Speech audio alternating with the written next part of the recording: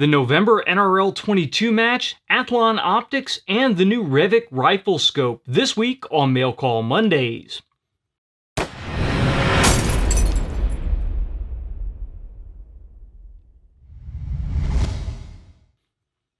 Mail Call Mondays is sponsored by Modular Driven Technologies. If you need a chassis system for your precision rifle, check out mdttac.com. I'm John McQuay with 8541 Tactical, and this is Mail Call Mondays, the show that answers your questions about precision rifles, optics, and equipment. Welcome to another Mail Call Mondays, and this is your post-Thanksgiving Mail Call Mondays, so I hope all of you had an excellent Thanksgiving, enjoying it with your family. Unfortunately, I had to actually work on Thanksgiving Day, but like is normal in any type of first responder occupation, you just kind of shift your family holidays to one side or the other, and hopefully all of our first responders out there that are watching this had a fairly easy Thanksgiving. Now let's get into our Mail Call Mondays. We don't really have any questions this Monday, but we're going to cover the NRL 22 match that was held at the Westside Sportsman's Club on Saturday, and that is our local NRL 22 matches, and they're held all over the country in various different clubs at various different points during the month. But this is the November Course of Fire, which should have been the same for every NRL 22 match across the country. So real quick, I'm going to talk about the rifle that I shot. And this is pretty much unchanged from last month, with the exception of, you see there's an Athlon Optics scope. This is actually an Argos BTR that is on here right now. This was not on for the match. For the match, I did go ahead and shoot my regular SWFA SS 3-15 power scope, and this worked just fine. I didn't have any problems with it at all for the match. But we are trying this guy out, and I will talk about the Athlon scope at the end of the Course of Fire.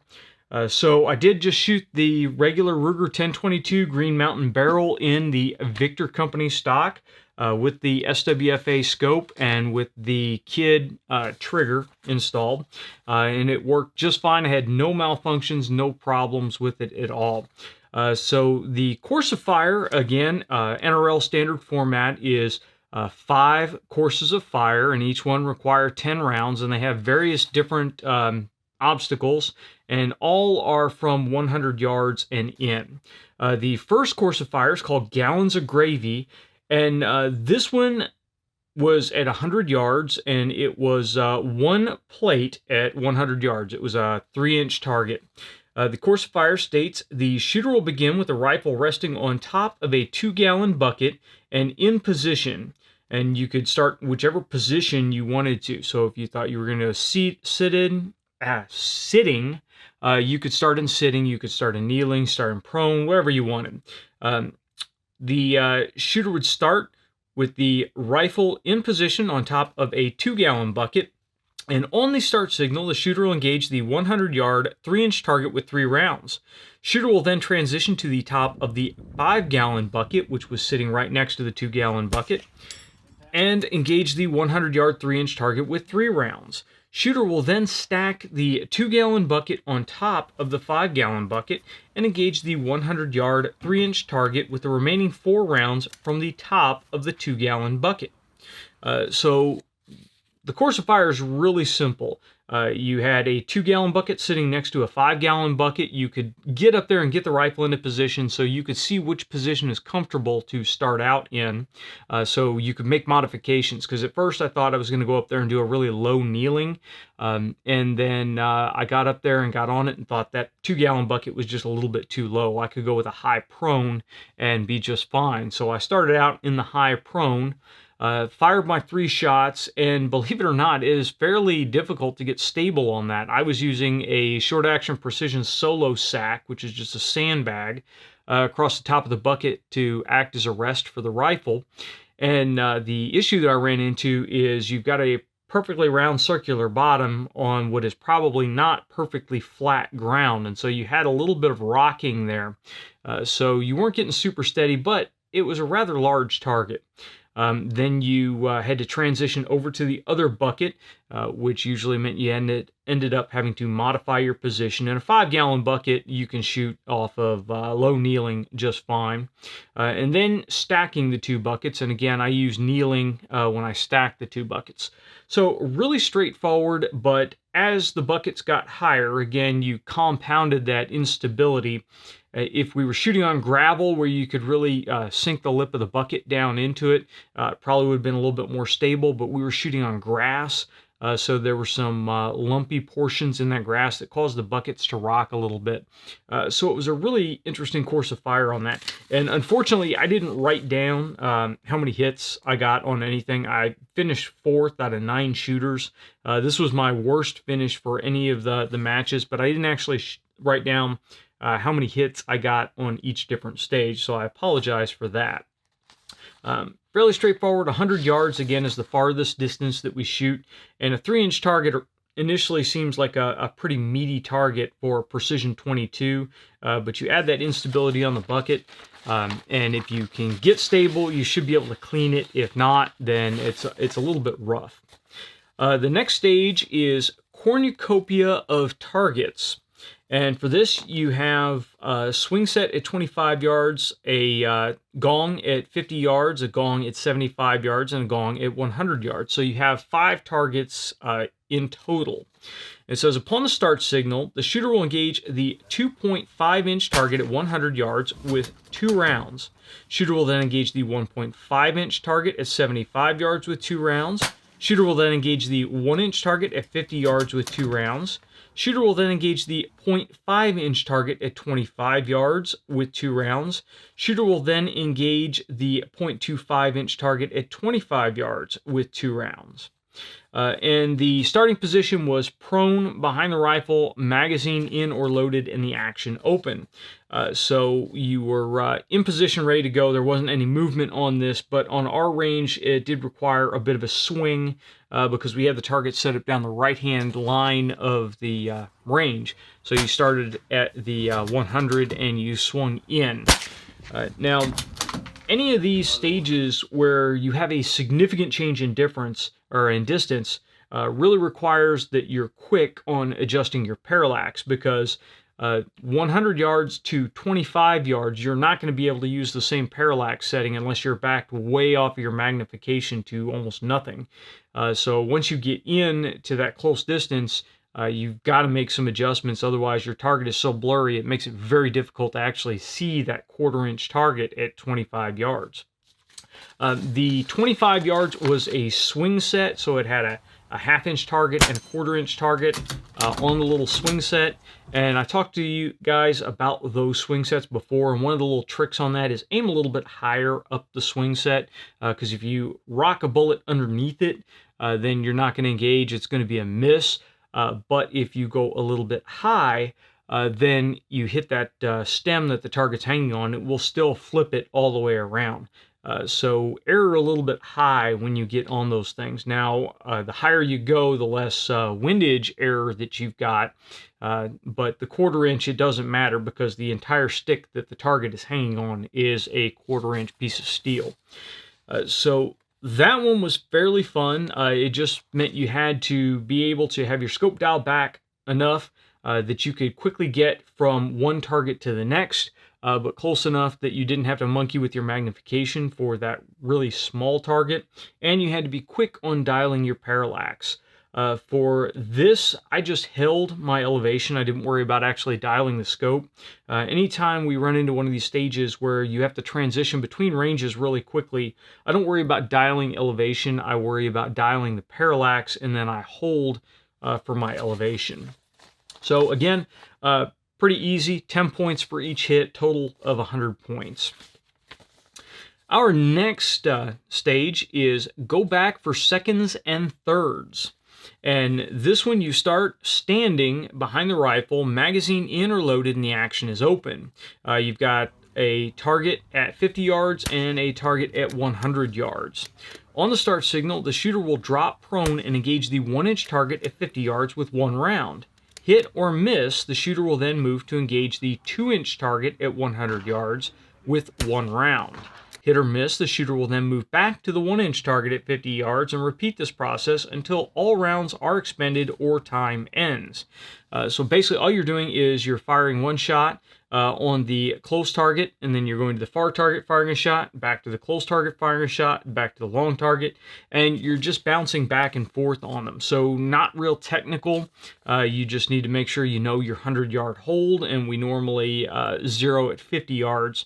So dead on for 50, hold for 100.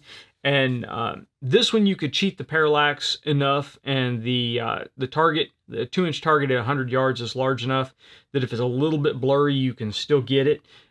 So you could cheat the parallax for the 50-yard and still get the 100-yard if you're not cranked up on max magnification. So that one, again, was fairly simple, and we didn't have a lot that you had to swing back and forth. You did have to swing a little bit to go between the different targets. It was the 50-yard target was on the left-hand side of the range, and the 100-yard target was almost dead center down the range. So you did have to swing back and forth between those. But again, no big deal. This one, at least, it required you to get down and get on the rifle quickly, but it didn't require any real movement or any positions. Stage number 4 is called Shooting Turkey Tushies. And the reason is actually kind of self-explanatory. For this, it's the paper stage, and they seem to have a paper stage every month, and a lot of us really have grown to dislike the paper stages, not only because it's shooting paper from the prone, but also because it really takes a little bit of extra time because we have to go down range and we have to count up all of the points on all the different targets. We think the flow goes a whole lot quicker with the steel because you're counting points as the shooter is shooting. You just write them down and you go on to the next one. So the paper stage always puts the brakes on for a minute, but I'm sure there are some guys out there that really enjoy it. And on this stage, the paper was set at 100 yards, and it was the NRL 22 Turkey Butt Paper Target. So yes, it was just a tail end of a turkey with scoring rings around it. Pretty funny. So on the start signal, you started with a modified prone behind the rifle, which is on the left side of a tire. The tire is laid on the ground with the side of the sidewall on the ground, and the other side supports the rifle. And they had a line painted down the middle of the target. One side had an L painted on it, one side had an R painted on it, and they were nice enough to provide pictures in the appendix on the course of fire. That way everyone could actually look at it, and everyone could do the exact same thing. So when you started on the left side of the tire, it was just the left side of the tire, and then when you had to transition, you transitioned to the right side, which was just the right half of the tire, and there was no requirement to switch sides. You could shoot strong side on both sides of the tire. So you were starting magazine in or loaded and action open, already on the ground behind your rifle. On the start signal, shooter will engage the left 3-inch paper target at 100 yards with 5 rounds from the left side of the tire. Shooter will then reposition the rifle to the right side of the tire and engage the right 3-inch target at 100 yards with 5 rounds. This time, I don't think we actually had any problems with people shooting on other shooters' targets. Again, since there was a prop, you could theoretically bring out 4 or 5 tires and build several different shooting positions and shoot shooters at the same time, but we shot them all across the same tire. So again, that was a little bit of a bottleneck because we had to get shooters through that exact same position. But what that allowed us to do is the spotter could look down range at the target that the present shooter was getting ready to engage and see if there were any errant shots on that target. So we could stop the whole problem of people shooting on other shooters' targets. We had an extra set of targets down there. That way, if for some reason the shooter was getting ready to engage, they saw some shot holes, they could divert him to a separate target to shoot on that target and hopefully get a clean paper to start with. I never do well on these paper stages. I'm not entirely certain why, but I really had a horrible time on this one. I was about 1/2 mil low for whatever reason, and about 4 shots into it, I was pretty clear that it was actually a scope adjustment that I needed to make. So I brought my, I just held 1/2 mil high for the right side of the target and actually got some decent hits on it. But the left target was pretty much no good to me at all. I only got a couple of points off of it. So again, that was the paper stage for this month. Now we come to the last stage, which is Tryptophan Makes Me Tired. And I'm sure at this point you've figured out this is all Thanksgiving themed courses of fire or stage names. And I will definitely give the guys at NRL 22 a big thumbs up for coming up with the creative stage names for this. It's absolutely hilarious. So this one, all targets were at 75 yards. And this was actually a positional stage, which these are stages that I really like. I don't always do well at them, but I really like them. And it's actually requiring more and more shooters to show up with slings and be prepared to actually shoot unsupported positions. And that, I think, is something that has really been lost more and more in the centerfire matches where we're shooting heavier rifles. And I like to see the fact that it's being brought back in the NRL 22, where we're shooting a little bit lighter rifles, and we are using slings to support them. So that is really nice. Now, for this stage, you started standing unsupported, magazine in or loaded, and action open. The only support that you were allowed for this was a sling. And on the start signal, the shooter will engage the 5-inch target at 75 yards with 2 rounds from the standing with only a sling for support. Shooter will then drop to kneeling and engage the 5-inch target at 75 yards with 2 rounds. Shooter will then drop to a seated position and engage the 4-inch target at 75 yards with 3 rounds. Finally, the shooter will drop to a prone position and engage the 4-inch target at 75 yards with 3 rounds. So basically, as you got down into more stable positions, the target size got smaller. So you started out on the 5-inch target and you ended on the 4-inch target because once we got down to the prone position, prone with a sling and a 75-yard 4-inch target is a fairly easy target to engage, and most guys didn't have any problems when they got down into the prone position. It was the off-hand position that gave a lot of guys fits, and that's where I think a lighter trigger really helps you out, because when you start to get into that wobble area, when you want to break the shot, you want to break the shot. The sights will wobble in and out of the target, and if you have a really hard, heavy trigger, it takes a while to press that trigger without jerking through it, and then when your sights wobble off, you have to stop pulling the trigger.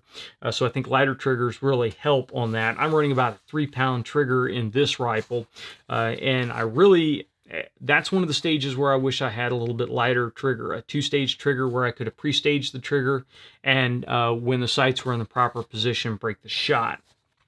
So that was the last stage. Again, Neil and the guys at Westside Sportsman's Club put on a great match. We had about 9 shooters, which I figure is pretty good, even though it was a holiday weekend. It's a great group of guys. Everybody loves to be out there. Everybody helps everybody out. And we had a couple more come out to check out the match to try to decide if they wanted to come out and get involved. So I really like that this sport has a lower cost of entry than PRS or centerfire NRL. And it really is starting to pull in more and more shooters. I really enjoy seeing the sport grow, and I like seeing more shooters get into competition and really learn the fine points of precision rifle marksmanship. And I think NRL 22 is a great basis for that, to learn the manipulation of the rifle, learn the formats of competition, and then you can go from there into the finer points of ballistics when you move into centerfire rifles. So it's a ton of fun, a really great starting point if you want to get into some form of rifle competition and you're just tired of just going to the range and wasting ammo with no real goal in mind. If you guys have any questions or comments about the NRL 22 matches or questions about the course of fire, please go ahead and leave them down in the comments section below. If you guys want to see a copy of the actual course of fire, we will leave a link in the description section. And NRL 22 actually posts the courses of fire every month. and as soon as they get them completed, they will post the course of fire for the next month. So before the end of the month, they will have the December course of fire up, and you'll be able to go check that out. And the really cool thing is if your club hosts their match between the middle and the end of the month, then you're sure to be able to actually get out and practice the course of fire beforehand, because all the barricades, all the things that you need to actually shoot off of are fairly inexpensive and readily available at your local hardware store. So that is one of the really, really cool things about the NRL 22. Now that we're through that, let's talk about the Athlon scope here. Now, a lot of you guys have really asked me to take a look at the Athlon series of scopes, and so far, there really hasn't been anything that's caused me to jump on board. Now, when I started to look at them, though, the middle line of scopes, the Argos BTR scopes, really come in at a price point that is very attractive for NRL 22 shooters, because the scope sitting in front of me, this is actually an 8 to 34 power rifle scope, and it falls right into the line for the the base class rifles. So you could take this scope right here, put it on a base 1022 carbine, and have a rifle that you could actually compete with in NRL.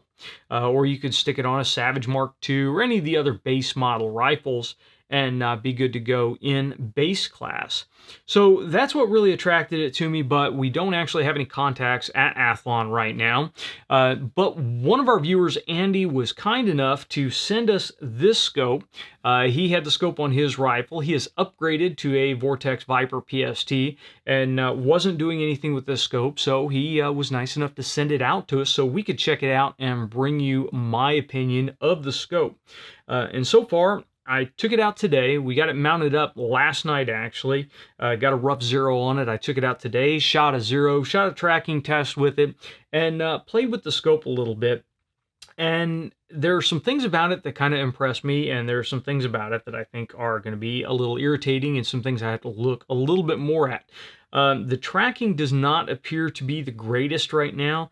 I don't think when I'm actually dialing a mil that I am getting a full mil, but that I'm going to have to wait and see when I get it on something that has a little bit more accuracy, and I can stretch it out a little bit. I have heard from other shooters that I know and trust that they have had these fail on higher recoil systems. So when I get a little bit more time with it on the 22, I will probably switch it over. If it runs relatively reliably on the 22s, I'll switch it over and throw it on the 300 Win Mag and see if that rifle kills it or if it's good to go on there. Because a lot of scopes can be just fine on lighter recoiling systems, but when you put them on something with some kick, you start to rattle things loose in there. The nice thing about this scope is it does dial down to 15 yards, so you can focus in very close on that parallax adjustment.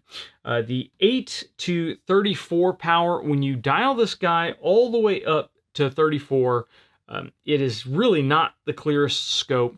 You do get quite a bit of chromatic aberration, but you can still see a bullseye at 100 yards with it. I think most of the time I will probably be using this in the 24 to 25 power range. Most of what I was shooting today, I had it dialed down to 20 power, and that seems to be a really nice spot for it. It's fairly clear at that point. You can see what you need to see on the reticle, although when you get down into that 8 power, it's really difficult to see a lot of the finer markings in the reticle. So the bottom end power, 8 power, it really isn't that usable, and 34 power really isn't that usable, so that intermediate range is good to go. If I was picking up one of these, if I called Athlon and said, hey, send us a scope to try, I would go with like the 6 to 24 power. I probably would not have gone with the 8 to 34, but you don't look a gift horse in the mouth. So I was really happy to get a hold of this guy so that we could get it out to you quickly. Now the turrets are a little bit mushy on the feel. There is some lash in the turrets, so when you're clicking through them, it's not really a super distinct click. It's more like a thump as you switch between them. And they do have a splined center turret. So when you go to zero your turrets, you loosen up the center screw, you take the center screw completely out, pull the turret off, turn it to where you want, and drop the turret back down and put the center screw through. There are advantages and drawbacks to this type of turret system. One advantage is it's relatively cheap. It's also more difficult to strip out the turrets than if you had set screws running around the outside of the turret. The other advantage to it is that since it is a spline design and the turret fits down on it, even if the center screw loosens up a couple of turns, you are still going to have enough engagement that when you turn the turret, you are actually going to make an adjustment, whereas the side grub screw type arrangements, when those set screws back out, then you go to turn and it'll just slip and you won't actually get any adjustment. So that is a slight advantage on the splined center screw type design. One of the biggest drawbacks to it is on the cheaper scopes, you will very often get half hashing. That's kind of the term that I've coined for it. And that is where when you have the rifle zeroed, the zero mark does not line up with the indexing mark on the turret housing. It will be halfway off to one side or halfway off to the other side. So you always have to remember that you are 0 plus. So if you want to dial 5/10 of a mil, then you have to dial to that 5 hash mark, but you need to make sure that your index mark is to the left side of that hash. It won't line up perfectly with it. And that's somewhat annoying. And sometimes it will line up, sometimes it won't. When we got it, it wasn't lined up. Now that I do have a 0 on here, it is lined up. Now, the next time I go out, if I have to make a fine tune on my 0, it may not line up anymore, and I may have to remember that I am 0 plus or 0 minus to remember which side it's on. If you run into this situation often on your scopes, I would recommend that you just get in your mind to always go to the plus side or always go to the minus side. For instance, me, I always like to be working on the positive side of the 0, never on the negative side, so I will always make the hash a plus. So when it's zeroed out, if it won't line up perfectly with that 0 mark, then I will leave it on the positive side, so it looks like plus 1/2 of a mil. So again, a drawback, but not something that I didn't expect out of a less expensive scope. One nice thing is it is mil-radian turrets, and it is a mil-radian reticle, and it is a reticle that is graduated for both elevation and wind hold. So it does have the Christmas tree type reticle in it, although you do have to be a little bit higher in the magnification to actually be able to use that. We went out today and did some turret tracking on it and cranking up to about 5 or 6 mils and coming back down. I didn't bring a huge tall target, and we ran the tracking test at 25 yards so that I could utilize a smaller piece of paper and still get a decent amount of tracking. But it leads me to believe that there may be a little bit of a tracking error in there. So I'm going to have to stretch that out a little bit more to where I get a little bit more precise shot and shoot larger shot groups for each step. That way we can really get an idea of where that true center of that shot group is, and if we are actually getting a full mil when I dial it, not a little bit short. So that will be something that is interesting to see. The reticle itself appears to be accurate, but again, I need to actually take a graduated target out and check that versus just eyeballing it from the shot groups and then bringing it back here and marking it out in the shop. So we'll have a little bit more information, and we'll have a full review on the Argos BTR 8-34x56 a little bit later on once I get a little bit more time on it. Now, I am confident enough with it that once I get out and shoot a little bit more, it should do just fine for NRL 22 type competition for a couple of reasons. First of all, I don't need to worry about tracking much beyond 2 mils. 2 mils will get me out to the 100-yard mark, and that's really all I'm concerned with. I do want to make sure that the reticle and the turrets are running the same so that if I decide to hold for 100 yards, that I can either hold or dial, and they're interchangeable. I don't have to remember that with the dial, it's going to be 1.9. With the reticle, it's going to be 2 or vice versa. So I do want to make sure that those are both locked on. But I'm not worried about cranking way out and maximum amount of elevation. I haven't checked now that I have it zeroed. I haven't checked to see what my maximum elevation that I have left is, but I'm a good ways through the turret, so I think I've used up quite a bit getting this guy zeroed in. So that is something that we will see, but again, I think it will probably be just fine for NRL 22. The fact that I can go down to 15 yards on the parallax means that that 25 to 100 yard range that I'm going to be dialing back and forth in is no big deal. And the parallax turret does turn fairly smoothly. One thing that I would like to see a little bit easier is the magnification is really stiff on it. I may end up having to put a breakaway coaster on here just to make it a little bit easier to dial through. I don't know if Athlon actually makes a dedicated cattail, but I've already checked and the breakaway coaster will fit on here just fine. So if I decide to go that route, then I can use the coaster. It does have an illuminated reticle on this model, and the illumination actually looks fairly nice. It does go bright enough to be seen during daylight, and it does dial down enough that I think you could probably use it in low light, although the low light performance of this scope is not the greatest in the world, especially when you get up onto that 34 power. It does really need a sunshade. I may end up fashioning a sunshade for it just to use while I am shooting. I don't know if I'll actually go to the trouble of buying a sunshade. It just depends on if I decide to keep this on the rifle or if I decide to swap it out. Thankfully, Andy didn't really want this back, so we'll see if I do a long-term test with it on the rifle or if I just go ahead and buy a Viper PST Gen 2 to go on here.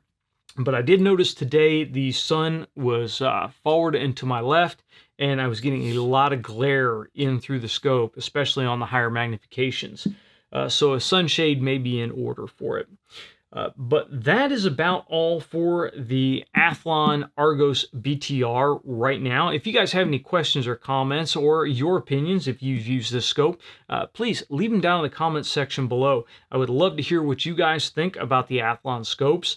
Having heard what I just told you, is this something that interests you for NRL 22 or even for a centerfire application?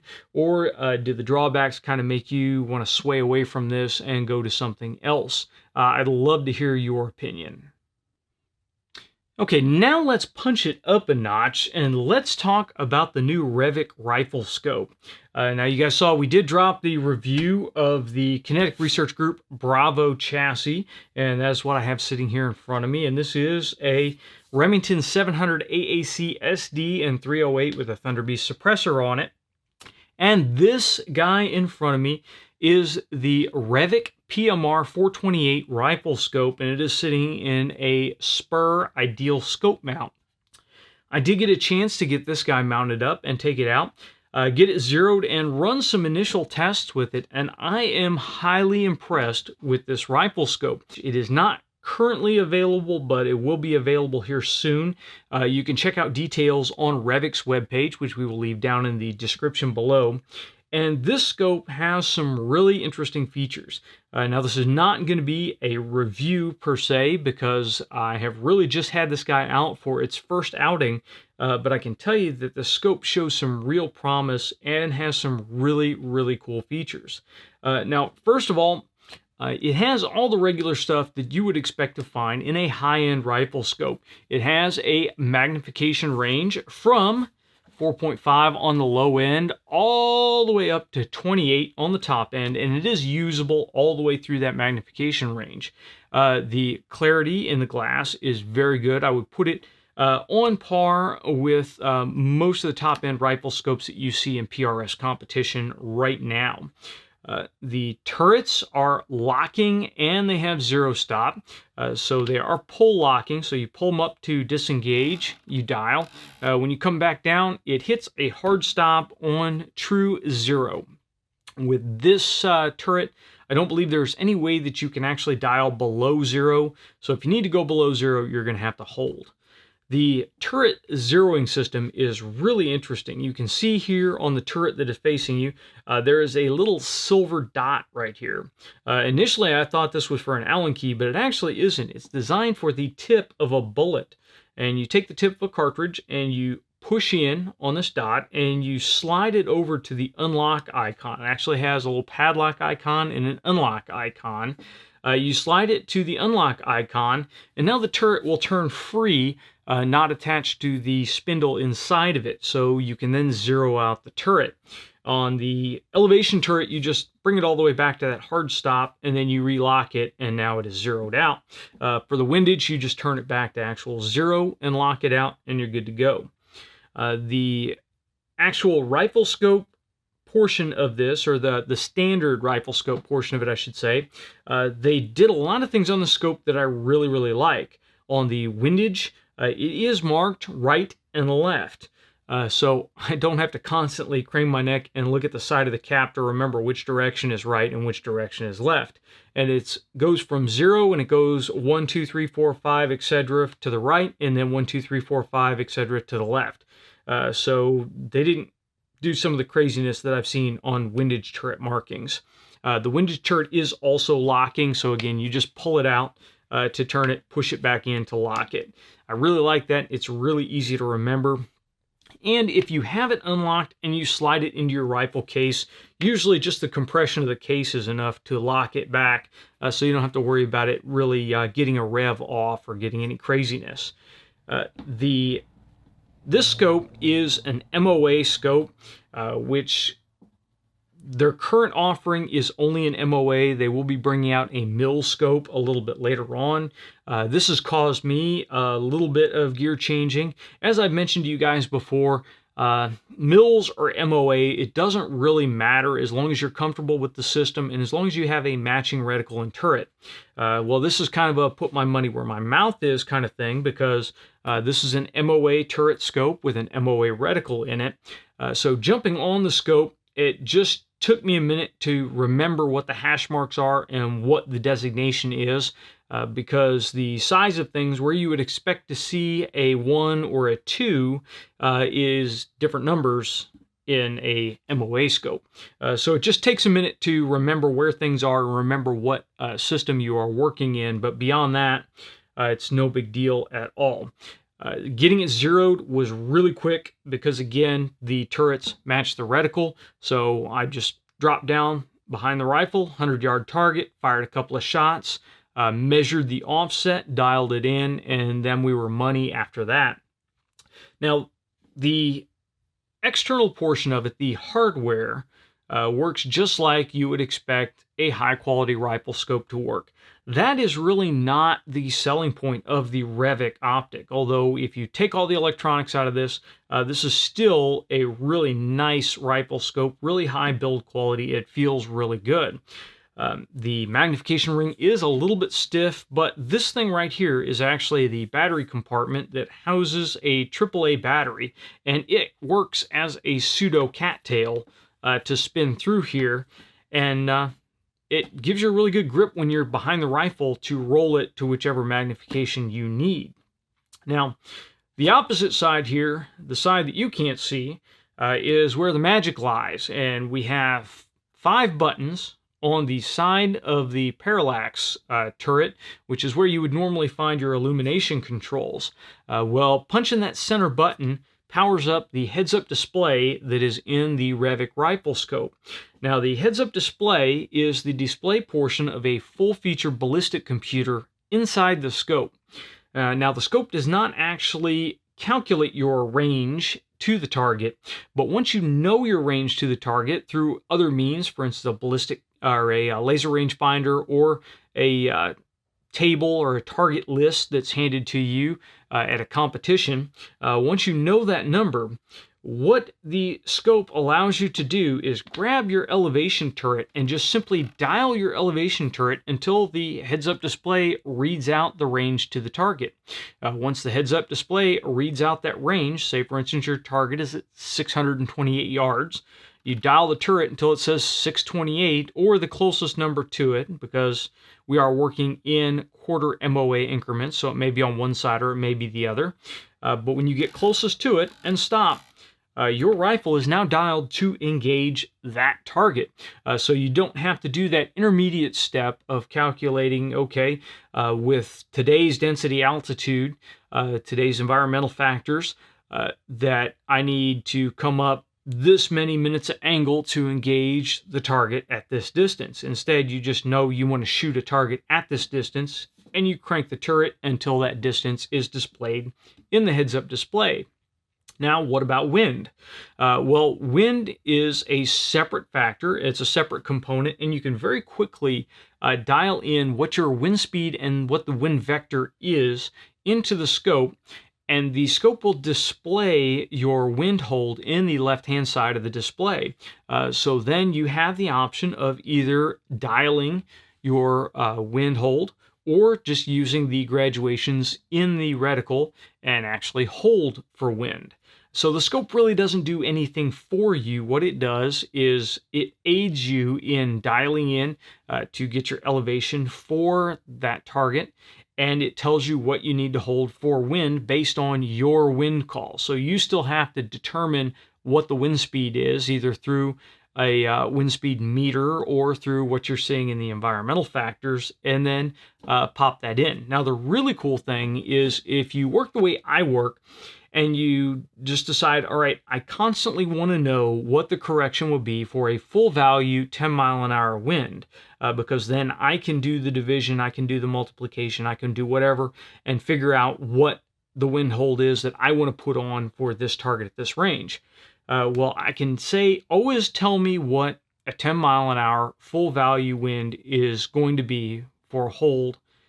And then when I dial to that 628 yard target, it will tell me exactly what that 10 mile an hour full value hold will be. So if I look down range and I figure, okay, or I feel the wind hitting me at my firing position and feel, okay, only feels like a 5 mile an hour wind, then I can hold about half of that. Or if the wind drops off completely, now I don't have to hold anything, and I can hold straight up on the target and engage. So I don't have to come back out and monkey with the wind turret if I don't want to. I can just utilize the information in the HUD and hold wherever I want to hold. So I think it's a really cool system overall. The only drawback to the system is the ballistic computer is tied directly to the elevation turret, so there's no way to get the information without dialing the turret. If you really want to get the information otherwise, then say, for instance, I've got that 628 yard target that I want to shoot, but I want to hold for the target instead of dial.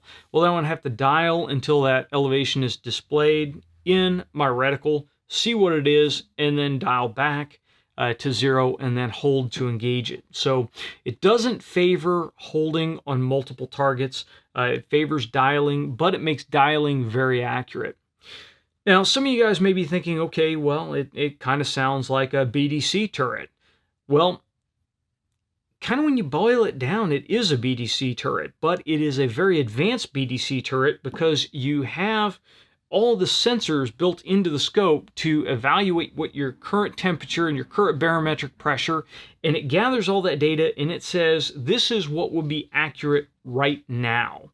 You can put in your ballistic coefficient, you can put in your muzzle velocity, and you can actually alter those on the fly. So if while you are out shooting in the field, you notice, hey, I'm consistently hitting low, well, okay, you may need to go in, you may need to tweak your muzzle velocity a little bit, and you can do that inside the scope without plugging into anything else. To initially get all the information in, it's easiest to do it through a smartphone. They do have an application out right now for Android for those of us that are beta testing the scope. So I can go in and I can plug in all the factors for my bullet and my muzzle velocity, get it in there, and get it good to go.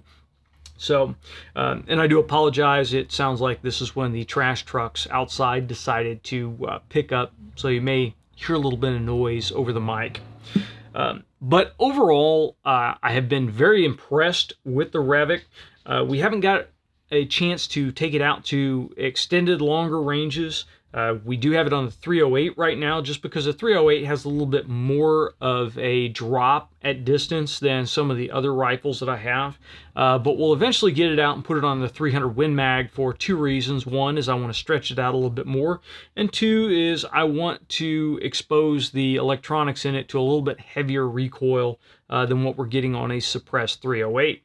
So we still do have quite a bit of testing, but I can tell you that really, it was fairly easy to get everything dialed in here. It was easy to get the scope programmed. It didn't take a whole lot of digging to figure things out.